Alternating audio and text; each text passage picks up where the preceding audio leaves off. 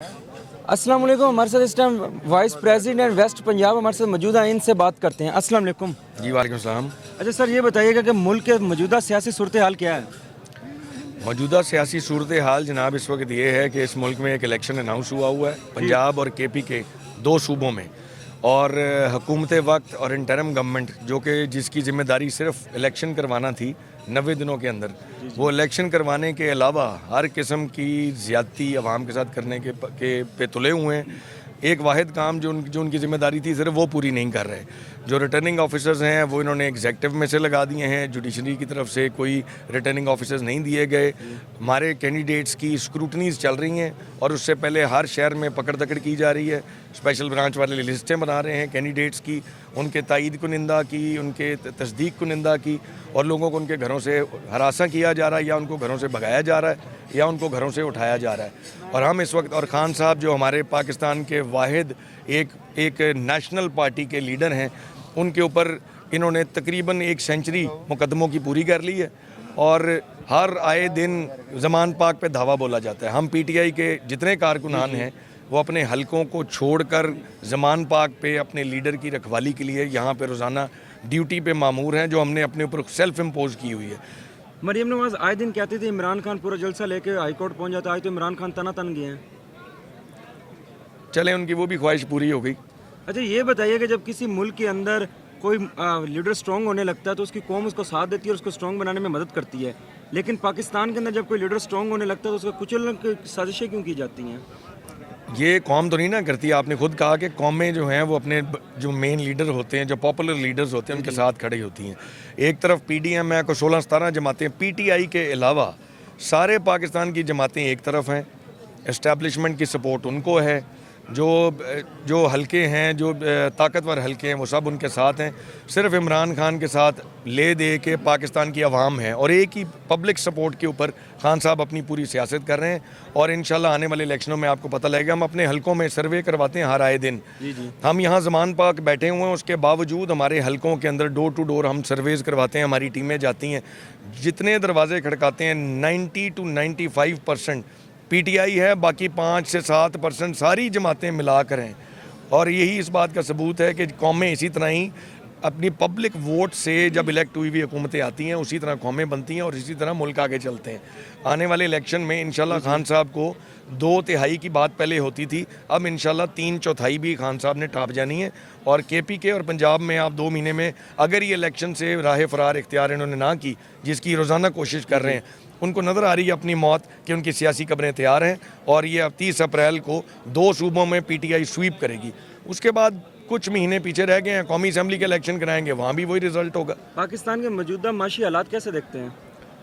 माशी हालात तो पाकिस्तान की, जब से हम पैदा हुए हम यही सुनते आए हैं कि पाकिस्तान के हालात बड़े ख़राब हैं, लेकिन अब तो जो हमने हालात देखे हैं, मेरी उम्र 45 साल है, मैं अपने वालिद की या अपने दादा के ज़माने की बात नहीं कर रहा। जो महंगाई मैंने पिछले 10-15 साल में अपनी आंखों से देख ली है, उसके अंदर को मतलब 400% दुनिया में किसी मुल्क में इस तरह महंगाई नहीं आई। मार्गरेट थैचर, कौन है उसके कसूरवार वही हैं जिन्होंने 30 साल 40 साल इस मुल्क पे हुकूमत की है, जो बार बार हुकूमतों में आते रहे। और अब भी साइंसदान जो हमारे ऊपर नाजिल किए गए, जिन्होंने जिस वक्त हुकूमत का चार्ज लिया, तो एक ही उनका क्लेम था, शहबाज शरीफ साहब टीवी के ऊपर आके ये कहते थे कि इंशाल्लाह 6 महीने में जो बेड़ा गर्क बकौल उनके इमरान खान ने किया हम उसको दुरुस्त करेंगे। इमरान खान की गवर्नमेंट सबसे टफ दौर था दुनिया में, 100 साल के बाद एक पेंडेमिक आया था कोविड-19 को जिस तरीके से खान साहब की गवर्नमेंट ने डील किया, उसके बावजूद ग्लोबल महंगाई थी और पाकिस्तान में महंगाई बड़ी कंट्रोल्ड थी बेशक, लेकिन वो पूरी दुनिया में हो रही थी।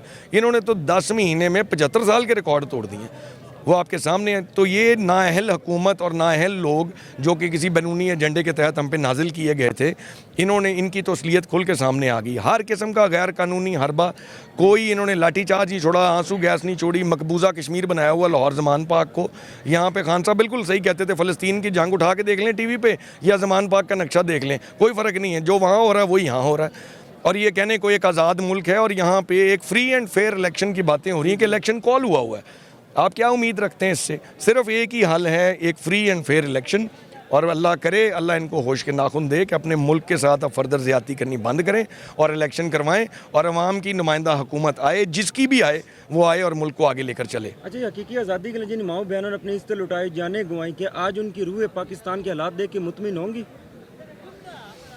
ابھی تو 4 دن پہلے یہاں پہ ضلع شاہ نام کا بچہ جو کہ سیدھا بچہ تھا اور وہ صرف اپنے ملک کی خاطر خان صاحب کا جیالہ تھا، یہاں پہ آیا، اس کی جان گئی۔ اس سے پہلے ارشد شریف صاحب کی جان گئی، کتنے لوگوں کی جانیں گئیں اور کیسے کیسے لوگوں کو یہاں پہ ہمارے جو کارکنان ہیں، کسی کو گولیاں لگیں، کسی کے سر پھاڑے گئے، کسی کا اسکل فریکچر ہے، کسی کا ناک توڑا ہوا ہے۔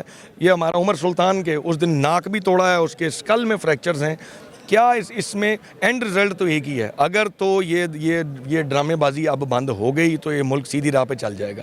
اگر یہی طریقہ کار رہا تو روزانہ کی بیسس کے اوپر جو آپ کو مہنگائی آئے گی، یہاں پہ سوائے چوریوں کے، ڈکیتیوں کے اور کچھ آپ کو نظر نہیں آئے گا۔ غریب کے بچے کو جب کھانا نہیں ملے گا تو وہ کسی بھی سفید پوش کو، سفید کپڑے والے بندے کو دیکھے گا، وہ اس کے گلے پہ چھری بھی رکھے گا، اس کے کپڑے بھی پھاڑے گا، اور اس سارے کی ذمہ داری ان لوگوں کی ہے جو اس وقت حکومت میں ہے۔ یہ بتائے گا، گزشتہ روز پاکستان کے وزیر داخلہ نے کہا کہ اگر کے پی کے اور پنجاب میں انتخابات ہوتے ہیں تو اس کا رزلٹ کوئی قبول نہیں کرے گا، کہ آپ لوگ منو من اس کو قبول کریں گے کہ نہیں کریں گے جو بھی رزلٹ آتا ہے؟ اس کا رزلٹ بالکل قبول کریں گے اگر یہ ڈرامے بازی بند کریں۔ اگر یہ الیکشن اس طریقے سے ہونا ہے کہ آر اوز نے سارا دن انہوں نے غلہ منڈیوں میں بیٹھنا ہے یا انہوں نے اتوار بازاروں میں بیٹھنا ہے، آر اوز تو آپ کو اپنے دفتروں میں مل نہیں رہے۔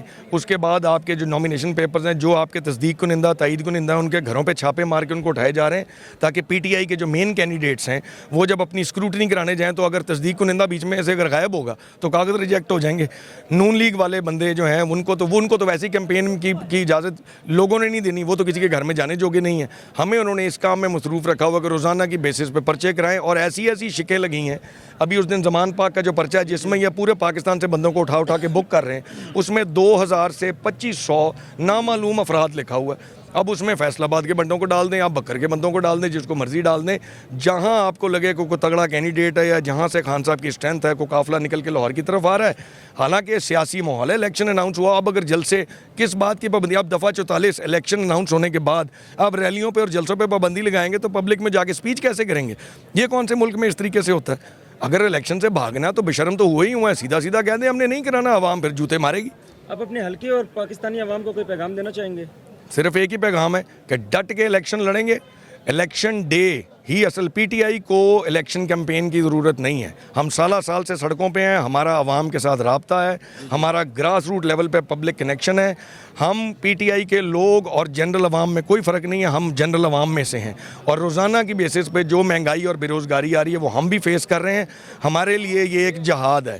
ہم الیکشن ڈے پہ، یہ ہمیں نہ کرنے دیں الیکشن کیمپین، الیکشن ڈے پہ تمام پی ٹی آئی کے لوگ، پاکستانی عوام، میرے حلقے کی بھی پی پی 116 فیصل آباد پلس پورا پنجاب اور پورا کے پی کے، میری آپ سے اپیل ہے کہ الیکشن والے دن باہر نکل کے اپنا حق پورا کریں، بلے میں مور لگائیں اور پی ٹی آئی کو بھرپور کامیابی ان دونوں صوبوں میں سے دیں، تاکہ یہ جو اس وقت صاحب اقتدار ہیں، جو سمجھتے ہیں ہم ڈنڈے مار کے عوام کو پیس لیں گے، ان کو ایک بڑا سیدھا میسج مل جائے گا کہ عوام کی رائے کے خلاف ساری جماعتیں کٹھی ہو جائیں، ساری اسٹیبلشمنٹ کٹھی ہو جائے، جعلی ووٹ جتنے ڈالنے ہیں ڈال لیں۔